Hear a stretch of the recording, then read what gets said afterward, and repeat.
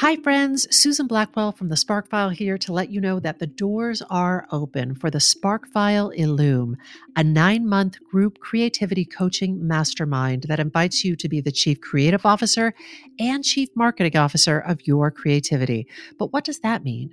That means in 9 months in Illume, you will clarify and advance your big creative goals and learn how to effectively share your work with the world. Now, if you're listening to this and you're an experienced creative or an accomplished professional who seeks a space where it is safe to attempt something you've never tried before, or complete a big creative project, or take your work to the next level and acquire the skills needed to share your creative work with the world, Illume might be right for you. We are calling in emotionally intelligent, high-functioning creatives who are ready to level up. You can find out more by going to thesparkfile.com/Illume, but do it now to find out if Illume is right for you and to save with early bird discounts. That's thesparkfile.com/Illume. Take a leap, take a risk. Go to thesparkfile.com/Illume and join us for Illume. The Sparkfile podcast may contain profanity and other adult content. Please use your discretion. When I bump into something that inspires me, I dump it in my spark file. Could be something that I want to make or how I want to be. I pump it in my spark file. I jump into my spark file. Let's open up the spark file. Hey, welcome to the Spark File, your middle school talent show for creative inspiration. I'm Laura Camion. And I'm Susan Blackwell. If you're joining us for the first time, you are so welcome. You may be asking yourself, what exactly is a Spark File? Where do I get one? What do I file in it? These are good questions, y'all. We've got answers. A Spark File is a place where you consistently collect all of your inspirations and fascinations. And if you're like us and you're making stuff all the time, you know that sometimes the wellspring of inspiration can run a little dry. We're here to refill it. Mm-hmm. We're on the lookout for fresh ideas, images, and inspiration that spark our creativity and pique our curiosity, things that inspire us to rise up off of our asses and make things like this podcast. Or a comedy show that helps us to understand current events while somehow making us want to laugh instead of cry. Or a children's book that celebrates love is love is love is love is love is love is love between two bennies. Or another children's book about how it feels when someone new comes knocking at your door. Or a play featuring 9 character actresses who don't have to sing or dance. Sign us up. Yes! On today's Makersode, we're going to talk with someone who truly sparks us. And that special someone is Jill Twiss. Jill! Welcome to the Spark File. Oh my God, thank you so much. I'm really excited to be here. God damn, that's a long intro. It's a long, long intro. I can just see our guests, their eyes just crossing as they're like, when does it stop? Well, then there's a realization of like, oh, wait, I recognize these things. Wait I think a minute. Me. I wrote a book about that very thing you just mentioned. Crazy. That's you. Jill, you know that there is a tiny, tiny price of admission to get into the Spark File. And that price is that you have to share with us a creative risk that you have taken recently. You got something? I do. Actually, I think the creative risk is actually telling you about it. Because saying it out loud means I'm actually going to do it. My friend Taylor Ferreira and I have... Hi, Taylor. She's the best. Have invented. We think we've invented something we call the during qual. Which is, you know what a sequel is, which goes after, you know what a prequel is, it goes before. We are writing musicals that go on during other musicals. Oh my God. So we have currently written 7 songs that go on during the musical Annie. And we are now deciding that I know it's super weird. We're going to make a podcast. A during qual. Like in Annie, you know that like FDR is singing tomorrow and like helping Annie find her parents. But like we wrote a song for Eleanor Roosevelt who was like, hey, you know, Hitler was just chosen as chancellor. You might want to focus a little more on that and maybe less on like one orphan and her dead or not dead parents. So anyway, it's a very weird idea. It's what we're doing. We just started doing it. Suddenly we realized we'd written a whole bunch of songs. My God. And did somewhere in there you said, and so it will be in the form of a podcast. We can hear the during quills. Yes, we are. We just we like wrote all of it before we really figured out what form it was. We were just writing songs. Yeah, that's great. But that seems to be the form that it will be. Holy crap. I just want to double click and expand on that for just a second. Did you hear Jill Twiss just say that you were just writing because you were sparked by it, you and Taylor, it was coming to you writing it, and even when you weren't sure what that final form would take, you just kept on writing, and it may be a podcast, it may be...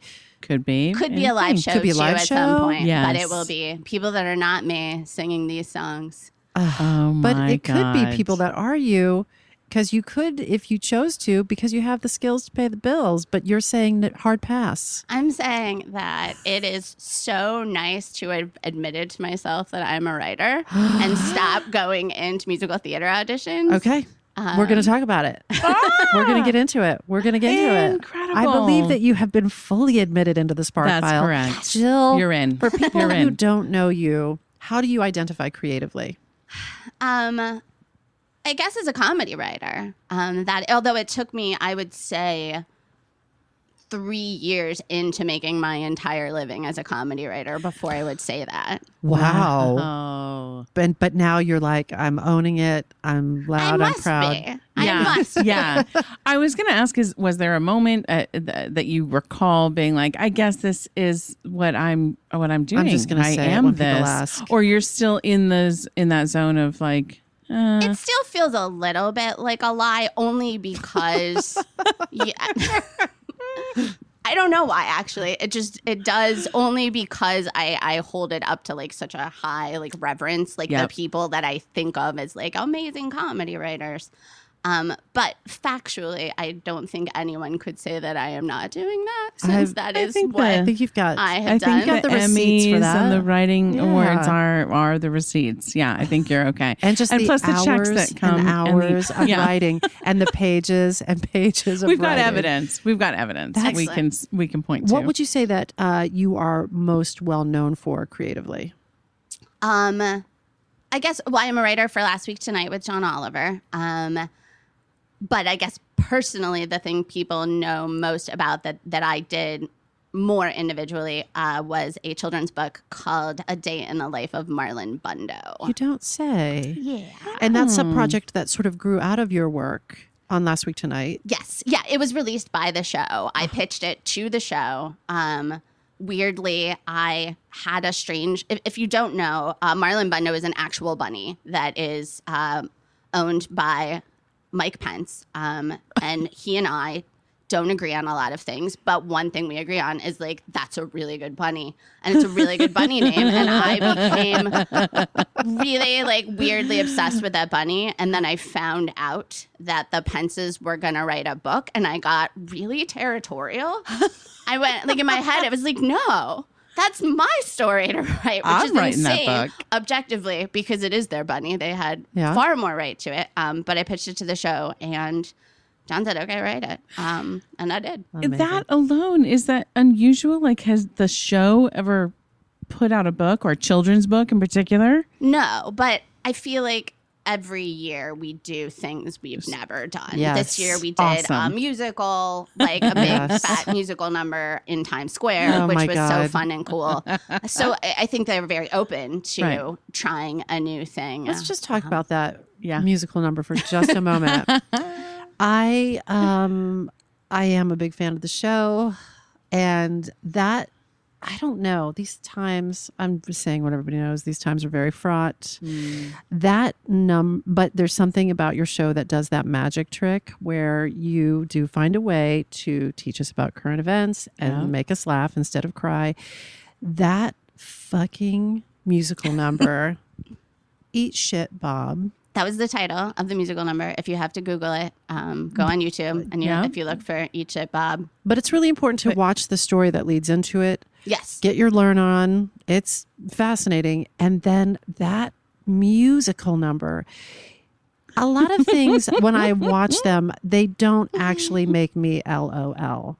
Like I take them in, smile. I might get a little lift at the corners of my mouth. Like that was I could not believe what I was seeing, and I could not stop laughing. And then I dragged my husband into the room and was like, now you sit down and you take it.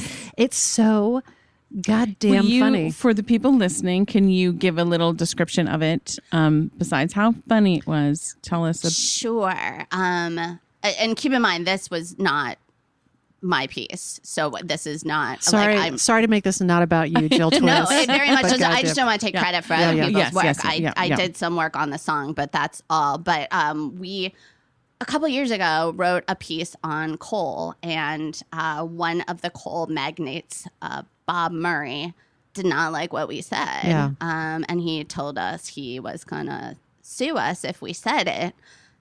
So we said it more, I think, and he did sue us. And it took years and hundreds of thousands of dollars. All of this is discussed in the piece. But again, I did not write. Yeah. And HBO had to get lawyers, and it cost hundreds of thousands of dollars. But of course, we won because we didn't say any lies about this man. Yeah. And we celebrated the end of that by talking a bit about the lawsuit and then writing a song to him. The premise of which is just all of the horrible things that we're going to say he did because we're mad at him. And it's all covered He by obviously did none of those things. But it's all covered by protected speech, correct? Yes. Oh, yeah. It was. And by the way, if Bob Murray, if you listen to this, please don't sue me. No. It's jokes. It's just jokes. Of course. Jokes. No, but that's one of the reasons it's so funny. It's so increasingly ludicrous. Yeah. It's jokes stacked on jokes, and then just somebody comes in with another pile of jokes with jokes falling off the top of the stack. Like it's so good.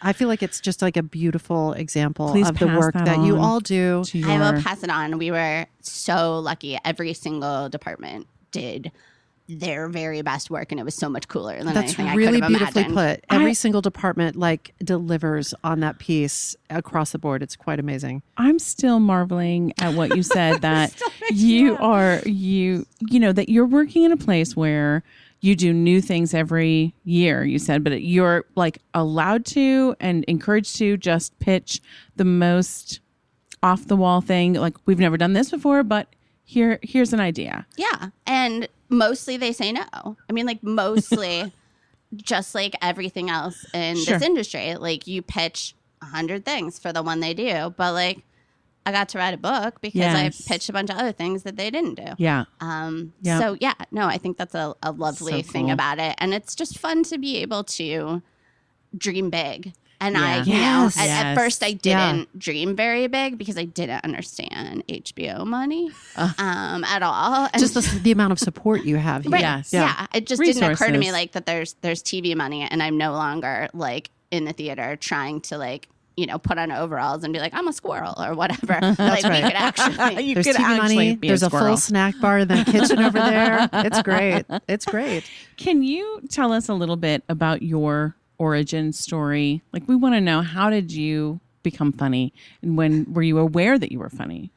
I grew up all over. My dad worked for the Forest Service. You're kidding? No, when I was born, he was a smoke jumper. He jumped out of airplanes and of fires.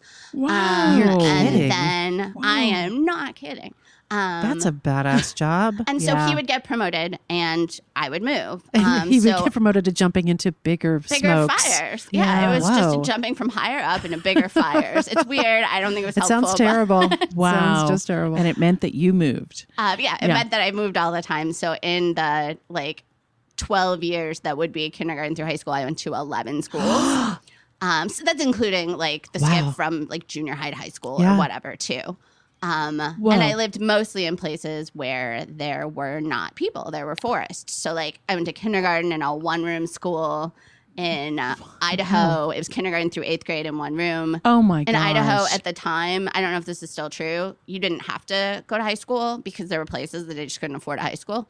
But we moved and I did go to high school, I'll have you know. But if I had a theory as to why I'm funny, I think it's just because I was always on the outside. Yeah. And I think that's like I wasn't made fun of. I don't have the thing where like people were especially mean to me. I got along well with people. I had friends.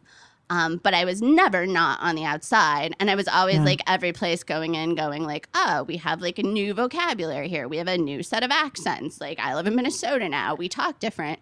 And I could like fit in, but I think I was always seeing what was weird about things in a way that you probably wouldn't see. And I think that's one way that people find comedy is by being on the outside of things. It's a little easier to see why things are weird. Yeah, absolutely. Your perception skills, like immediately, like I need to assess the situation, who's who, what's what. Right. You know, what are the rules here? Yeah. What do we this do? is what and we're also, doing here now. Why is this Yeah. weird? Like I still go into like a football stadium and I'll be like, why would they do the wave?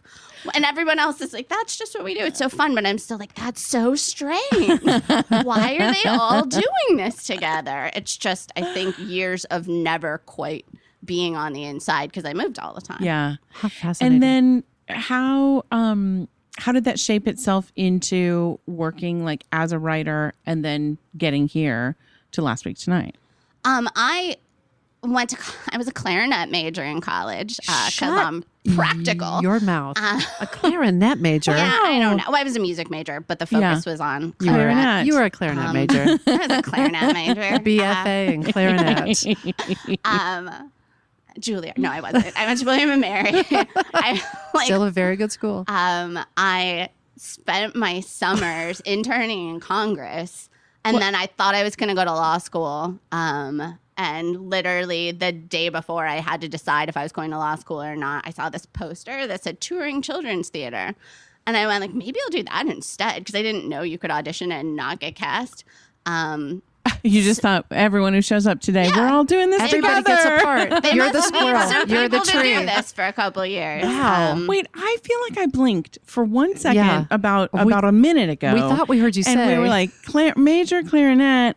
What Congress? Interning I'm sorry, in what just Congress? happened? I think that I look back now and I think I just thought college was where you went to do like the thing that you were into at the time. And everyone like, and my parents never told me like get a practical major or do. So I had no version of that to do. So I was like, well, what classes do I want to take the most of? And I almost had an economics major too. And then I like took one class and I hated it. And I thought like, well, I don't need this one then. I I've got the guess. clarinet. It just I'm never good. occurred to me to be practical in that way. I just thought like you go to college and you take classes in the things that you want. And then I also was very into politics. I just happened to not like the classes that much. So But in the summers I thought that I wanted to work in Congress after college. But then I slowly realized like that's not how you become a congressman.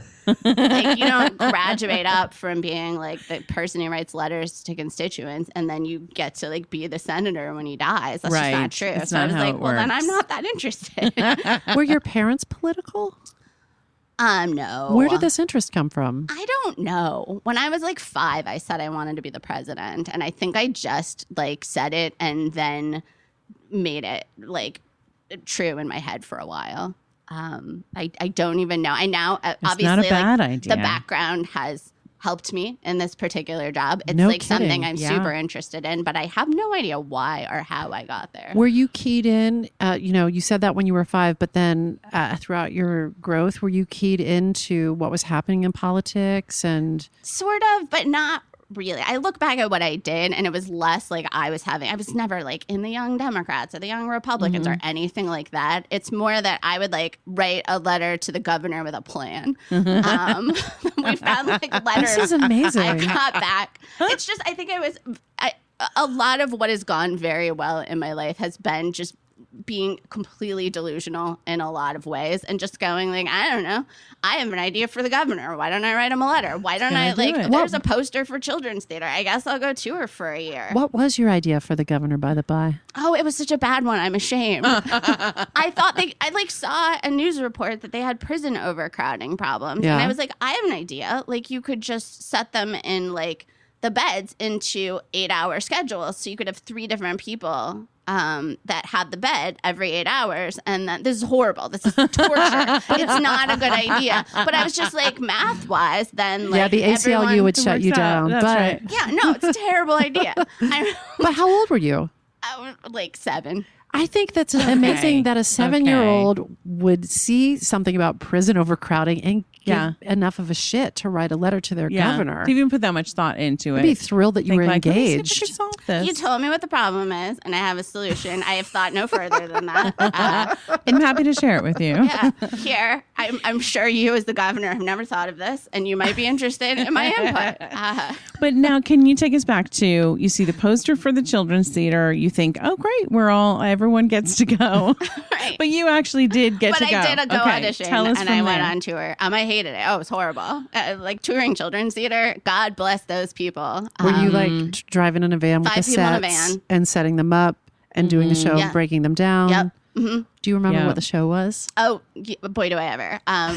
And how? I got to tour with Ready, Aim, Recycle. And yes, I did get to rap. Thank you very much for asking. Ready, aim, recycle, and rap. I was an 8-year-old girl who would not clean her room, which very on the nose, very for me. Oh, God. Yeah, it was delightful. Okay. Do you remember any of that rap? Oh, I knew you were going to do this. Everybody calm down. Let's get clean room tone. Okay, I can't sure. remember. I remember the song was like, ready, aim, recycle. It's what we have to do. Get ready, because the only world we have belongs to me and you. And then I think the rap might have just been repeat, like ready, aim, recycle, something. Oh, it's just sort of a different orchestration of the same lyrics. I think it is. Punching them up a bit. I wonder if that show is still touring. All right, so you were like, this is not for me. I wonder if that show had legs. I mean, Still doing yeah, it. I'm not saying long it ago couldn't was make it to it? Broadway. Not saying it. Because they might have been on the cutting edge. How long ago was Ready, Aim, Recycle? It was, I don't know, in the early 2000s. But it's maybe? interesting On the because forefront. it wasn't just Charlotte's Web. It actually did have some sort of social issue component baked into it as well. Oh, yeah. That was the draw for you, probably. No. No, I didn't know. I just auditioned and they toured 20 shows. Now, just to be clear, I know that you were getting your BFA in clarinet, but had you also had performance experience? I would audition for shows in high school and college, and were in some, but I was never. It's odd because I was not particularly successful at non-professional theater, so I thought I would go right into professional theater and then You're move going to to New the York show, City baby. and pursue it. I just always figured if you're gonna try, just go all out. Give it your best shot, work as hard as you can, and then if it doesn't work out, you'll be okay. But it did work out, and Nice. you continued performing, correct? I am still in Ready, Aim, Recycle. It did work out in that I went, well, if I'm gonna be an actor, I should move to New York and try it at the biggest level, and then I'll find out if that's what I'm good at or not. So I moved to New York, and I worked. Yeah. But it was never. I was always I was a standardized test tutor through most of the time that I was an actor, and then I would go do summer stock and regional theater. And when you start off your career with Ready, Aim, Recycle, it's really hard to. Where do you go meet from Where do you go from there? Where do you go? Yeah. It's so true. But It's you so did true. go into writing, as it turns out, in a little show, not Ready, Aim, Recycle, but a little show called Last Week Tonight. Yeah. Was Last Week Tonight your first professional writing job? Yes. Oh my God. You have got to suck my butt. It was Honestly. not by a week, because there is a thing where you can, I did stand-up comedy for about 6 years until I realized. So you that- were writing for yourself. So I was writing for Yeah, myself, yeah, right. but I realized that I was scared all the time, and I was not happier when people clapped, and that was my way of going, maybe you're not. Will you just cut out for slow this. it down and say it one more time for the people that didn't catch it? You were doing stand-up comedy. but you realize 6 years. Yeah. Scared all the time. You weren't happier when the people clapped. And you were like, I'm going to take a look at that. Yeah, what is the part of this that I like? And every time the audience would like want to get involved, I'd be a little mad at them and be like, "Don't you know I've prepared all of this for you?" Hush, hush, hush, hush, hush, hush, hush. Sit there. So then I started trying to get writing jobs, but it was years after that, and it's a helpful and crazy story how I did get hired at Last Week Tonight because. I was asking we're talking probably another 6 or 7 years that I couldn't even find out how you apply to a late night show. No one would tell me anything. I couldn't get an agent to read anything I did. Were you acting at the time? I was acting. I was tutoring Got it. like SATs and ACTs and LSATs and whatever. And just I think I was just doing all the things and seeing what was the thing that panned out. Yeah. And you were how age-ish? 20s? In your 20s? This was like late 20s to early 30s. Great. Wow. And I tutored a kid whose mother was a vice president for Worldwide Pants, which was David Letterman's organization, and he did really well on the SAT. So I asked her, I was like, would you ever like pass on a packet for me? And she said, I will. You don't want to work there, which now we all know makes a lot of sense. Right. She goes, but I will do that. And so I asked everyone I knew for a late night writer who could just read it over and make sure that I didn't sound like someone who had never written anything. There was a woman named Lori Kilmartin, who is a Conan writer, who read it for me. She emailed me back, said, this is really good. Send me something else. And I did. And she never spoke to me again for like 5 years. I'm not making this up. And I went like, I guess the second one wasn't good. But 5 years later, I got an email from a woman named Nell Scovell, who is she created Sabrina the Teenage Witch. She wrote for Letterman. She wrote for The Simpsons. She said, have you ever wanted to write for TV? I've been looking at your Twitter. I went and I was asking women that I knew were good if they knew anyone that should be writing for TV. And this woman named Lori Kilmartin gave me your name. Wow. And From said 5 years earlier. Yeah, she just didn't have any way to help me until she did. And as soon as she had a way to help me, she did. Wow. And Nell was like, I can't get you a job, but I can get your stuff read. Oh, boy. So she told me about Last Week Tonight. Like, she told me they were taking packets. I wrote a packet. I now know that they read them all blind, meaning that they didn't have any names. They didn't have any resumes. Fantastic. They didn't know. Yeah. I did a second packet for them. And it wasn't till the morning of my interview that they asked for a resume. And that was when they found out that I had never done any of this before. Wow. But by then they were attached. Yeah. Oh. So they had to hire me. That is a fantastic story. For our creators Yes. who are listening who are not writers and they don't write comedy, could you just explain what a packet is? Sure. Yes. Late night is different than pretty much every other area of television. Like narrative TV, you might write something entirely different. But for late night TV, you usually have to write a packet of the kinds of things they do on the show, usually specific to the show you're applying to. So for our show, you might do something that is a slightly longer form story with jokes in it about something. Whereas like for Jimmy Fallon, you might write a page of monologue jokes, and then you might write a bunch of ideas for desk pieces. Mm-hmm. Essentially, you're giving them a sample of what you would write for the show and how you can write for the voice of that specific host. So it's a little mean in that you can't just use your same work for everything. You can't you have prepare to it do ahead of original time. work for all of it. And even ours for our second packet, it was specifically timed as well. Like we had 48 hours to do it because they also needed to know if, you might be a great writer, but if it's going to take you 2.5 weeks to do the level of quality they need. Do they That's tell right. you like an email is coming, you're going to get it at 10 a.m. on Monday morning, and everybody is sort of like, and go? Essentially. I mean, I don't know what they do now, and I don't want to like speak on behalf of the show in that way, but because for me, I was doing it when there was no show. That's the other So question I have everything is like, was kind of a giant guess. Oh, yes, wow. you're just sort of guessing because there's no way you've ever seen it. Right. The process is a bit different now Yeah. because, of Yeah. course, they can give things that are very specific to the Yeah. show at the time. it was a little bit like, write something you think would be great for John. Yeah. Because they didn't necessarily entirely know. So I now look back and go, oh, like I can understand why I got hired because I did some really specific things that would have been very weird for any other host. But like I read a whole packet on South Sudan and it's like, who does that? What a terrible idea. But it just so happened that it's like, well, actually, that's probably a pretty good fit. I wanted to underscore that story about, what is her name? Laurie Kilmartin. Laurie Kilmartin, who is still a writer at Conan. Don't everyone send her email asking her for favors, please. I feel terrible. I just wanted to underscore that because whether it be in the creative world or elsewhere, I think sometimes people assume the worst. If you haven't been on the other side of the desk with like 1,000 emails a day or 20 packets a minute to read, you don't realize that. I believe truly 90% of the time when you don't hear back from people, it is because of time and all the other shit they're doing. It is not the story you're making up in your head that it's like, oh, my work sucked.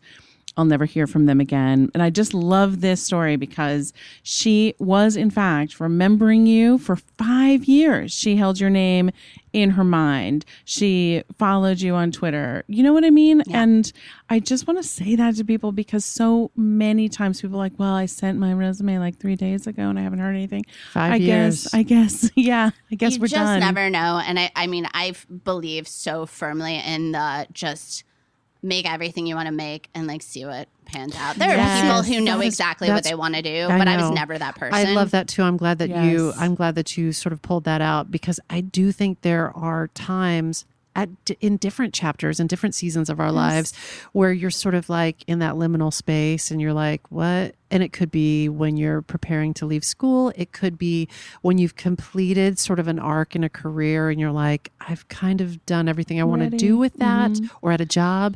And then to sort of get back into playing around with all the things that are, I understand that we all have to pay our mortgages and we all have to like keep our financial commitments, but I do think there is something to it. It can be really fucking scary, but to doing that, to just like experimenting with all the things that you gravitate towards, just make all the things you want to make and see what's sticky. In retrospect, of course, I go like, oh, how did you not know you were a wrter? How did you think you were an actor? But like, I was acting for years. Could that have been the thing that panned out? Well, I could not have been a dancer, but there is a chance that I could have. God, you're a dancer. A dancer dances, Jill. A dancer does dance.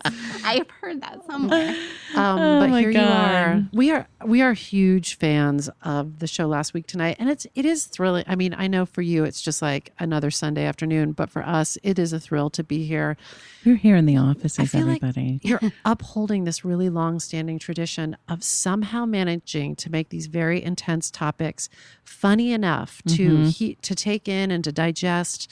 We're curious, what is your personal process for sitting down and writing about intense topics like you do for the show? I have spent much of the last 6 years trying to like find tricks. Tips and tricks and hacks. It's so because everything, I mean, I remember when I started, I would just be like, this is impossible. I can't keep writing jokes. I never drank coffee in my life till I got this job. And then I was like, maybe coffee will give me 2 more jokes.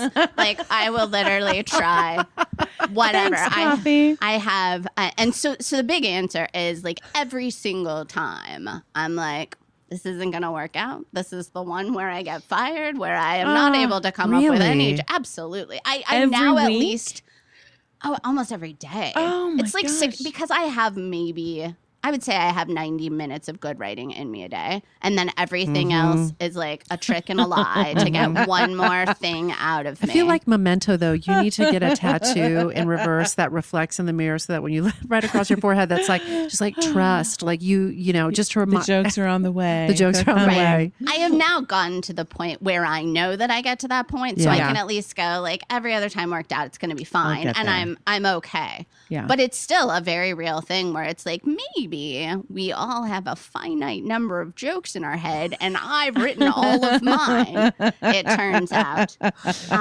But if you happen to be the kind of person who wants to write jokes, a lot of times when I'm stuck, I will just will set a timer for like 7 minutes, and I'll just be like, write down all Just the do things it. you know about this thing. And usually somewhere in the middle of this list of things that I know about it, something will come that's like a little weird or a little funny, or that leads me to something or gets me somewhere. That's my biggest trick. And change locations. Like every time you feel like you can't do anything else, I switch couches in my apartment. Yeah. And then Nice. I will go to coffee shops. I will go to my office. I will go just anywhere to be like, Fresh I think it's perspectives. in my head, I think that I'm like tricking my body into going, it's a new day. Yeah. Look, you're in a different Look place. at This this. can't possibly be the same New, day. fresh start. A new You must allotment have of new jokes. jokes in you. But you also said that you know, like full well, that 98% of the stuff that you write isn't going to make it to air. Like, how do you psych yourself up to keep writing stuff knowing that only some of it is going to see the light of day? Right. That is not specific to our show. That Yeah. is Oh, yeah. writing Yeah. for TV. That's for right. sure. We were trying to figure out, we probably write 40 or 50 jokes for every joke that goes on the show. And some of it is you just get better at throwing out your own stuff. You just get used to it. Yeah. Do you mean pitching or mean discarding when you say throwing out? I mean, having them not pick my stuff Yeah. and going like, oh, Uh-huh. okay, that Yeah. one was not one Yeah. that they picked. So some of that, but I also, it did help me to kind of go, hey, Jill, you're not rating this for the television show. You're rating it so that your boss, John, can have a fun time reading about this topic. So, like, if he gets some As long as giggles he all the does. way through, and then if coincidentally some of those words are also said on TV, great. But really, you're just paid to be like, to write like a delightful piece so that your boss can read it and humorously learn about a topic he is interested in. You know, this is an Lovely. interesting shift of objective, and it reminds me of actors who shift their focus from like getting the job versus I'm going to go into the audition room and I'm going to try to accomplish one goal, such as I am going to see if I Make a can remain connection. present and make a connection with the people in the room. That's the goal. Or Yes, do you know what I yes. mean? It's Yeah. like that one that is such a good shift. comparison. Say that again. That's such a good comparison. Yeah. It seemed- and something I could never do as an actor either. It was always like a horrifying That's what thing. I need, Yeah. my memento tattoo in reverse. So I look in I the love mirror that. and it's Just just like one goal. one simple goal right across my forehead. Yeah. Is there So good. something that you wrote that was like, that didn't see the light of day or to a greater audience? It's kind of a two-parter. Like, one, that you felt sad that, you know, it didn't make it. But two, I'm also curious, like, have you ever written something that didn't make it that you're like, I'll use that little gem somewhere else because I love it so much. I'm going to, you know, see where it takes me. I wrote a book called The Someone New, which is about a chipmunk who's scared of new things and then meets a new snail. You never feel weirder than when you're describing the plot of a children's book to two adults. Pretty trippy shit. And then there's a second book coming out this June about voting. But for some reason, I really wanted that book to be about like fake news and like fact checking, and so I wrote that book first. And, you know, it was the story of a butterfly who. I'm trying to think what the fake news was that she got. I think it was like that, like bees cause thunderstorms or something.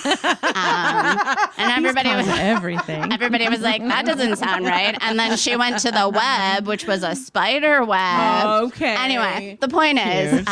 So that cute. at present, my publisher does not need this book on fact checking. And I was devastated because I love it so much. But I know that it will come It's- out somewhere, somehow. Yes. Be it, I don't know what, a play I write, be Yeah. it something. And I feel really sure that like they made the right decision for Yeah. what they need and what, you know, what might have been the better children's book. But also, I feel really sure that like this is going to be a something Yeah, someday. the world needs it. While It'll- we're on the Yeah. subject, we would love for you to talk to us more about your process for writing your children's books. Yes. I mean, it started here, but now you have taken this gift for writing children's books and just continue to run with it, which I think is so wonderful. But Marlon Bundo, The Someone New, and coming soon, Everyone gets a say, which is about voting, love right? Voting. Love that. Will you talk to us a little bit about your process for writing these books? Sure. Writing Marlon Bundo was, I hate to say this, it was honestly the easiest thing I ever did because Love that. I did not in any way believe it was real or going to happen. And so I didn't. There's another good trick. Yeah. I didn't have a second of like wondering if it was actually what happened was I met, they were like, sure, write a book. And we had a quick meeting just about whether we wanted it to be a book that was actually for adults, but that looked like a children's book, or whether we wanted a real children's book. And we said, you know what, like, let's give a shot to a real children's book. They didn't assign me anything. I went back to my office and I just went like, you know what, I should just write them something because then it will be a lot easier for them to be like, oh, now that I see it, not that, this. Yes. It's just a lot of times giving someone something to work with. something clarifies what they want. That's right. So I went and I just spent like an hour and a half and I was like, I wrote a book, and then I gave it to them. And they came back the next day and they were like, great, we're going to publish that book. And I was like, oh no. Gosh. Wait a second. Oh, Wait a my second. gosh. I mean, a lot more happened, Yes, but not yeah. a lot of editing, oddly That's enough. Maybe incredible. there was 10 words that changed. Number Yep. one New York Times bestseller. First draft written in 90 minutes. And nothing has ever been like that since. If you're a children's book author, do not worry. I have agonized over every other thing. As soon as it became real, I am suddenly, all I do That is so interesting. is think up like good names for characters in books, because that's the part that's really fun for You me. are great at naming characters. You're And great dogs. at naming dogs. You're great at naming pudding. That is a great name for anything. Oh my gosh. No, that's my favorite thing. But the rest of it is just, I don't know. And I don't have kids. Everything's a guess. I can't, as I read, like, I read like 20 children's books and I was like, I could not tell you which of these are good and which are not good. Yeah. I don't know. Yeah. This is like a whole new world for me. So But I love one takeaway is sometimes it's easy, and that's okay. yeah. You know, Yeah. it took me a long time to learn that, because I think somewhere as a kid, I got sort of globbed onto this idea of like, you know, everything worth doing, everything, it's hard, you know, and that's what makes it worth it. And so things that came easy to me, I sort of discounted as options. Right. I'm like, oh, well, I don't know, that doesn't feel very hard.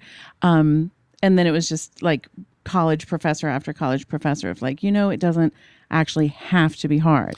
It is okay if this comes to you. And sometimes things of And quality take time. that's right. Sometimes it takes 7 years to write Hamilton Both or what things have can you. be true. Both things can Right. be true. And Yeah. sometimes it takes 30 minutes to write Goodbye Yellow Brick Road. Like, do you That's know what I mean? right. That's Well, right. And also, I think it did, in a way, take me years to write Marlon Bundo. That's it right. just was, you know, I have had a Google Doc on my computer, certainly for the last 7 or 8 years, called Good Names for Animals. I don't have any pets. I have never had to name an animal. I don't know why I had that, but as soon as that opportunity came up, I was like, well, great, I'm just going to open You're that ready. Good Names for Animals Google Doc Jill, that I what have are had some- my whole life. Here's a follow-up question. What are some other good names for animals, Jill? I really desperately want someone to have a tiny kitten named Hiccup. Oh my god. That's such a good name. Oh, that's so That's cute. fantastic.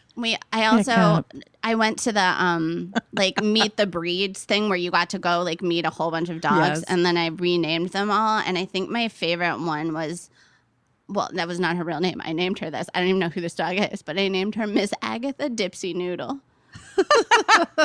Dipsy Noodle is a really fun thing to say. She sounds like Dipsy a good Noodle. dog. She was a pretty good dog. We also That is have pleasurable. we also do have a Dipsy list Noodle. of potential. Ours is more specific. It's potential dog names, and one of my favorites on that list. I really have enjoyed naming our dogs.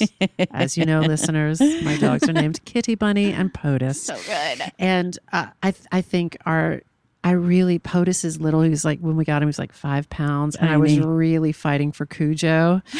Oh, My husband would that not have was it. pretty cute But I think, too. I think Jetpack is also a great name for a dog. Oh, that's really good. Jetpack. Oh, is there Jetpack. another dog in your future? But I don't know. Hiccup is Hiccup's in the, pretty it's in She's the damn for the cute. perfect little kitten. Also, one of our other writers, Julie, has a cat named Pajama. Oh She my calls her God. Jammy. Jammy. It could Jam. not be better. I need my Little baby Jam jammies. Jams. Yeah, so good. That's a So good. fantastic name. Good job, Jill, Julie. you seem to have a particular skill in turning things that like make you mad or have the potential for like honestly to spin the rest of us out into rage for the rest of the day or a week.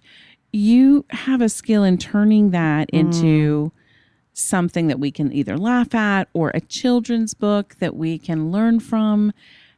Talk to us about that. How'd you do that magic trick? Help the rest of us. Well, thank you for saying that. I guess I'll just talk about the someone new, since that was a specific process where I had written Marlon Bundo, and suddenly I had an opportunity to write a children's book, which was not something I had ever intended to do. Yeah. In retrospect, like, I love reading kids' books. I still like the Ramona Quimby books. I love so much all the time. I have, outside of your question, I have this theory that every book I truly love is actually a Ramona Quimby book at a different age. Like, Where'd You Go, Bernadette? Is definitely like adult Ramona Quimby. You're totally right. Ramona Quimby is 42. Oh my God. That has nothing to do with anything you just asked, but that's my new theory. Outside Of that and outside of that, I would just say, I don't know if I've ever said this on the podcast, but my brilliant teacher, Linda Berry, has a theory that things like People Magazine and Us Magazine are paper dollies for grown-ups. Oh. So if the cover is like Brad and Jennifer together again, Angelina and Brad, Splitsville, it's all just like a grown-up version of like, I love you, paper dolls. I love you. Oh, I hate you. Making them kiss, pulling them apart, making them fight is all like paper dollies, but for grown-ups. Sorry to interrupt. Fascinating. You were answering this question. Wow. Yes. So I had a chance to write a children's book, and it happened to be right around the time I think that we all learned that the government was separating children from their parents at the border. Yeah. It was devastating. It made me sick. It was like in my head. I was thinking about it all the time. And I guess when I feel helpless, there's a couple things that I go to, but one of them is definitely writing a thing. And I felt like I feel very frustrated with grown-ups right now. And I know it's not universally true, but it really feels like no one's changing their mind. No one wants to genuinely learn anything. I know that's not true. Just feels like that. Right. But like kids will still learn stuff. Yes. And so it felt like, hey, maybe this will do something. Maybe this will. And it was sort of that. It was that I want kids to learn to be kind to someone new. That was all it was. And that was partially the immigration thing, the horrible stuff that was going on. It was also partially because I was the new kid. Yeah. I didn't realize that until after I wrote it. But I was like, Jill, I think you just wrote this book so that people would have been nice to you when you were a kid, when you went to a new school. But 11 out of 12 years. Yeah, if they had the book, Oh my life would have been a lot better. But yeah, I think it just came down to that. I had another moment with the someone new the night. I remember, like, just some nights are real bad, and there was a night when like crowds were chanting "Send her back" about a woman in Congress who is, of course, a U.S. citizen, and it was horrible, and I was sick, and I just didn't know what to do, and so I went on Twitter and I said, I want to give away 5 of these books. I was like, I know this is nothing, but I want to do something. And then someone messaged me, and she's like, I want to be anonymous, but can I send you money? I want you to give away 10 books. And I was like, oh, yeah, sure. I'll change it to 10 books. And then by the time I had typed that, someone else had messaged me. And I was getting messages. It got to the point where it was like 60 books that people had donated, and I had to go stop it. I don't know how to mail more than 60 books. I'm sorry. I did not plan for this. I woke up the next day, and my publisher called me, and they were like, we saw what you did. We're gonna donate all those books. And so all the money can go to, it ended up going, I think, to Races, like a charity for immigrants. And it was like, well, I just did all I could think of. Yeah. And that's what writing the books is, but that's Yeah. also what like that was that night. And, you know, if it had just been giving away 5 books, that also would have been fine. Yeah. But I think we're all looking for We're that looking right for now. When you said, and then I started receiving responses from people who said, can I please, can I, it reminds me of the conversation we were having recently. Was it with Donna Lieberman at the NYCLU, where many of us are looking for that thing that we can throw our particular gifts into to feel as if we are moving the needle in some way, that we're fighting for the powers of good and making a difference in that way. So I am not surprised that other people saw you take a stand on Twitter and were like, can I direct some energy in that direction as well? Yeah. I love that. And I feel like kids give me hope.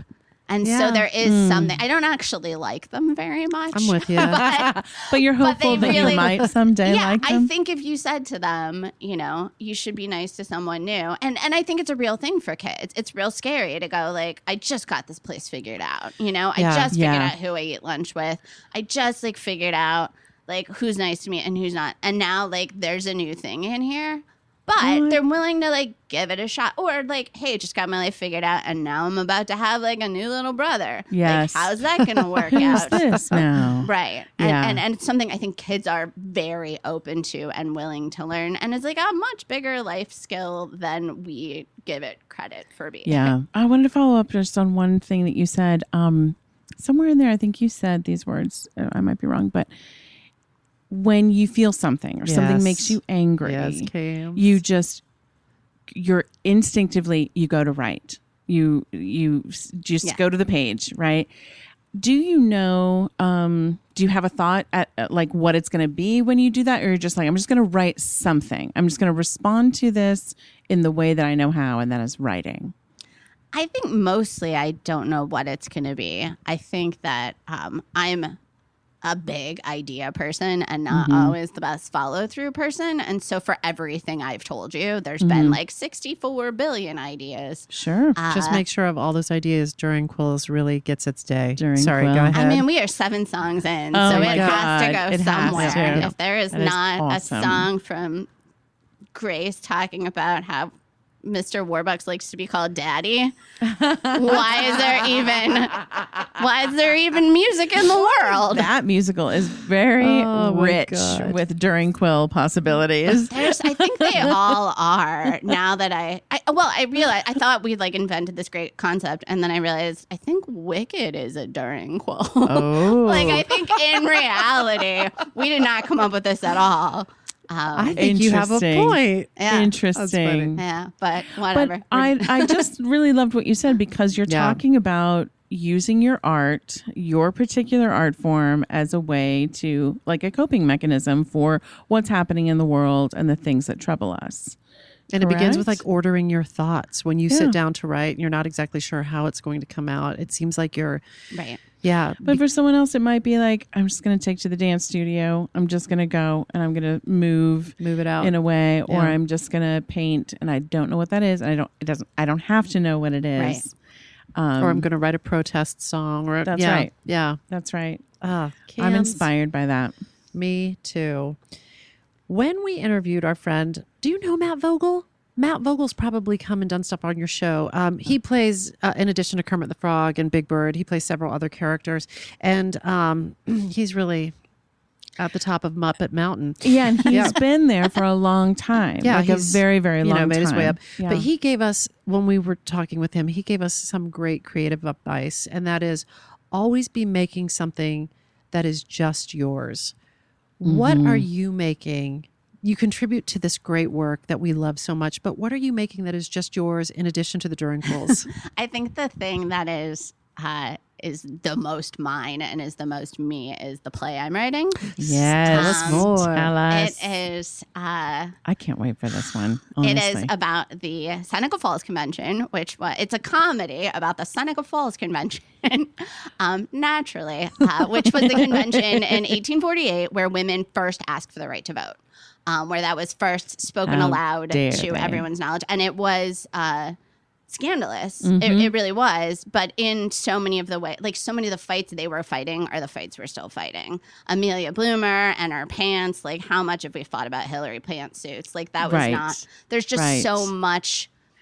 Like 100 years later, and here we are where we were. Yeah, I ended up weirdly. When you talk about like where ideas come from, somebody came to me and was like, "Have you ever wanted to write for the theater?" And I said, "Yeah, I've always wanted that." And they were like, "What do you want to write about?" And I literally just said the Seneca Falls Convention, which I knew almost nothing about.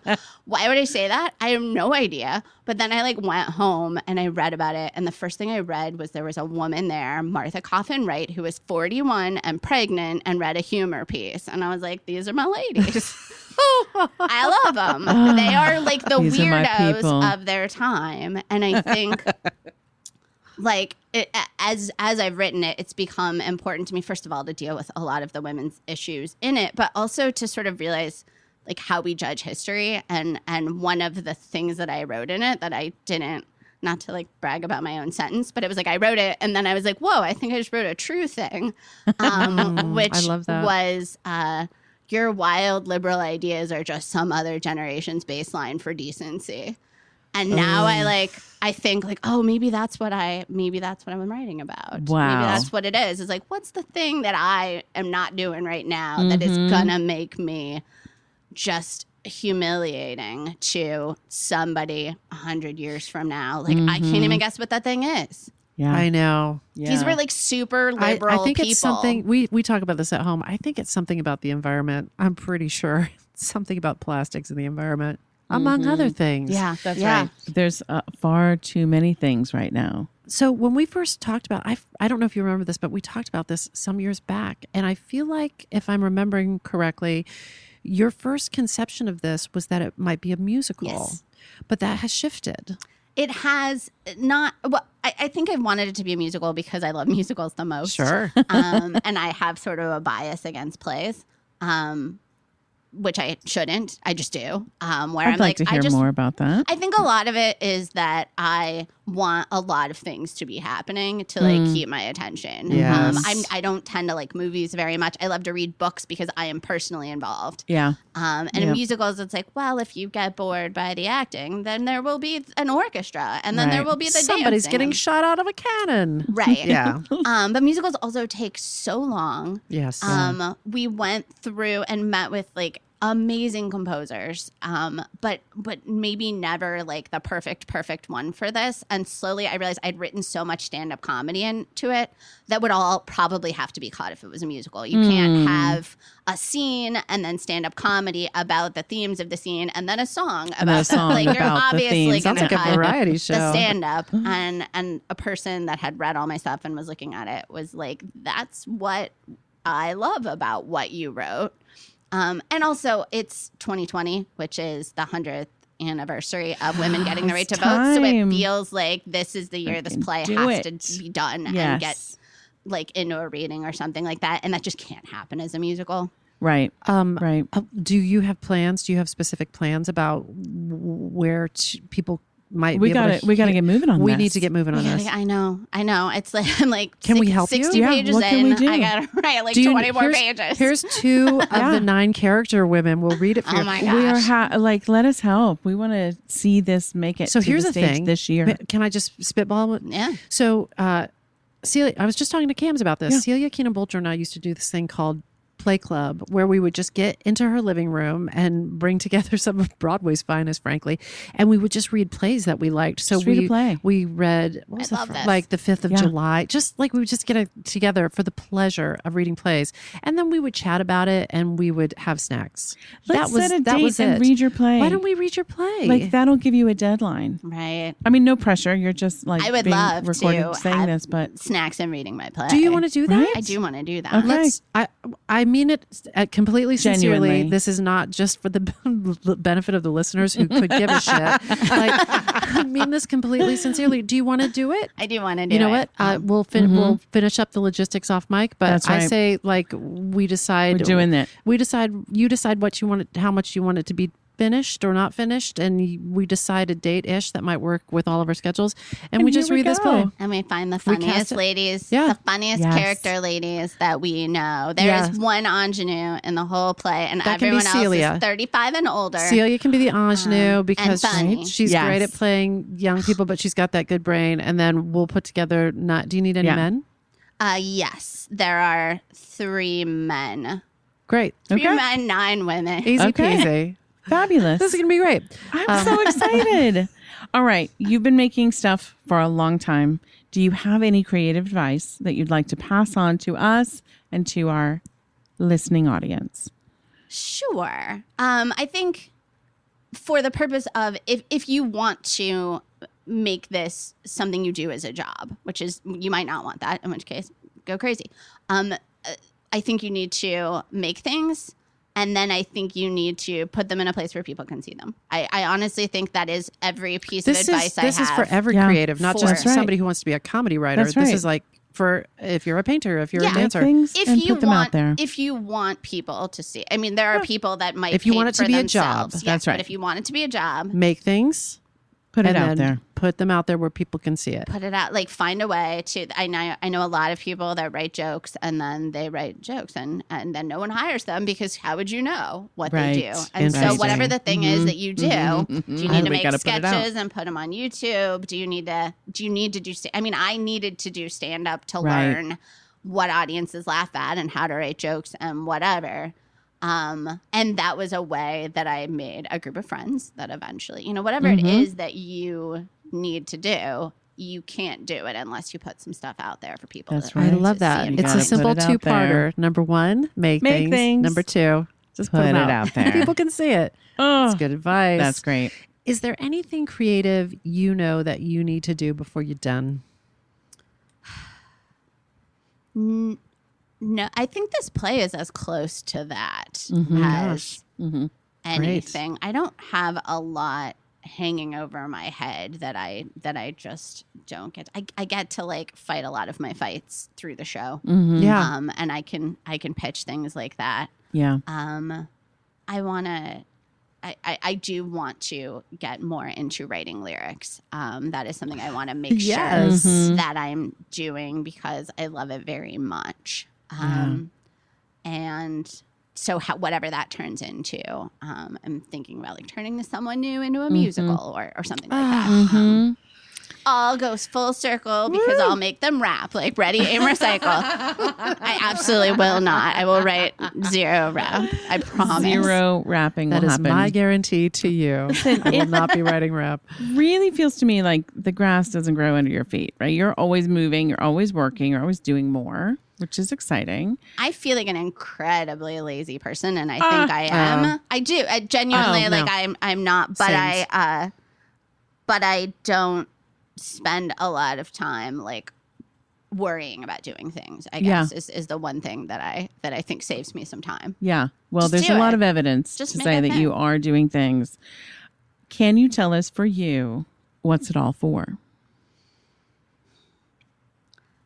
I think that I am at heart like astoundingly optimistic about what it can do, and I think every time I'm not good at just writing something that's just silly or just I wish I were, because I love those kinds of books, but I think every time it starts out with like, what do I want to change about the world? That's, I think, every single thing that I write, except probably the Annie Durincole, which is maybe why it's so weird for me. You need some life balance. Yep. But yeah, I think that's usually what That's it is because great. I think like maybe if they read this book, suddenly the world will fix. Yeah. That's great. I think that's beautiful. Finally, who or what is sparking you these days? I have been reading. I'm trying to think. I believe the book is called "The World Only Spins Forward," Yes. which is about the writing of Angels in America, Yes. which Wow. at first I found really intimidating. Weirdly, I was doing it because I'm writing a comedy. In my head, I was like, what's the funniest play I know? And for some reason, I was like, I think Angels in America truly has like is funnier than most like really funny plays. Most like strictly comedy plays, I guess is a way to like, I would laugh more at the jokes in Angels in America than maybe Noises Off or whatever. Yes. Right. For me. So I was like, great, I'll look at that. And at first it was very intimidating because Tony Kushner, and you always hear sort of the story that makes it sound like Tony Kushner just like birthed this like perfect thing. And then you read this book and you're like, they had like 30 readings of this. Yeah. And they rewrote everything. And they like didn't, you know, and it makes you go like, oh, even the things that seem like perfect and like birthed out like beautifully were like agonizing to get through, and went through so many changes, and that maybe he had perfect confidence that it would be good, but certainly like parts of the book imply that like a lot of people did not know, and they questioned rightfully 2 3.5 hour long plays. That's right. Say the title of the book again. I believe it is The World Always Spins Forward. Jill Twiss. Jill Twiss. Thank you so much. I didn't mean to talk at the same time. Thank you so much for having me. What if we This did the was so whole outro in unison? That'd be fantastic.